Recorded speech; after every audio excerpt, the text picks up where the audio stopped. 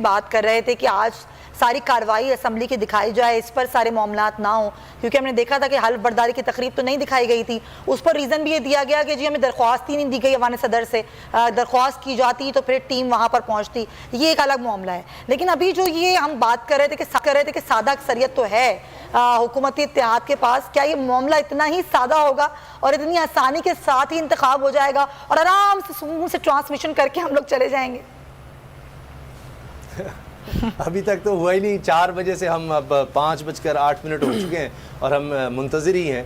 और अभी भी जिस तरह खबर ने न्यूज़ भी ब्रेक की कि वहाँ पर वो कह रहे हैं कि जी नून लीग की तरफ से कहा जा रहा है कि जी हमसे ताउन नहीं किया जा रहा। हाँ। तो लगता है कि वो ताउन उस तरह से नहीं हुआ, उस तरह की बोलियाँ नहीं लग सकी। तो यही मसला लग रहा है। खत भी तो लिखा है उन्होंने कि और डिले होगा।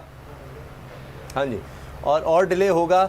और इस दफ़ा जाहिर है कि मुश्किल लग रहा है। जिस तरह नज़र आ रहा है कि ज़्यादा अरसा तो गवर्नमेंट चलनी नहीं, तो लोग भी उस तरह ना इन्वेस्ट करेंगे ना उस तरह से वोट करेंगे। तो जिसके जितने नंबर्स हैं मुझे लगता है कि उसी तरह से मामलात को आगे चलाया जाएगा।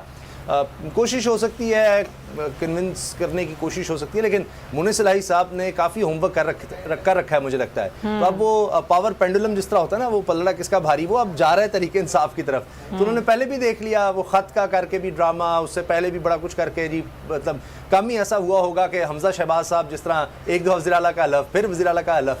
तो ये अब लोगों ने भी काफ़ी देख लिया, असम्बली के मेंबरान ने भी, कि ये ड्रामा कब तक हम चला लेंगे, इस तरह से कुछ साजिश करके स्पीकर बना ले, फलां बना ले।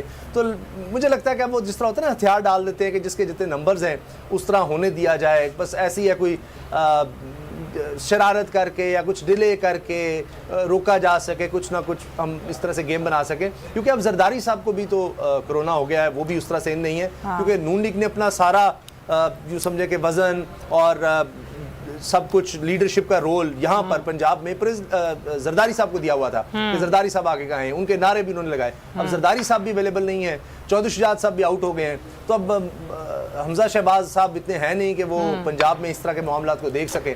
तो मुझे लगता है कि बड़ा मुश्किल नज़र आ रहा है कि इस दफ़ा ना सिर्फ ये कि डिप्टी स्पीकर दोस्त मोहम्मद वज़ारी साहब वो अपनी दोस्ती बचा सकें नून लीग के साथ, और स्पीकरशिप भी जो है वो सैफुल मुल्क खोगर साहब के पास आ सके।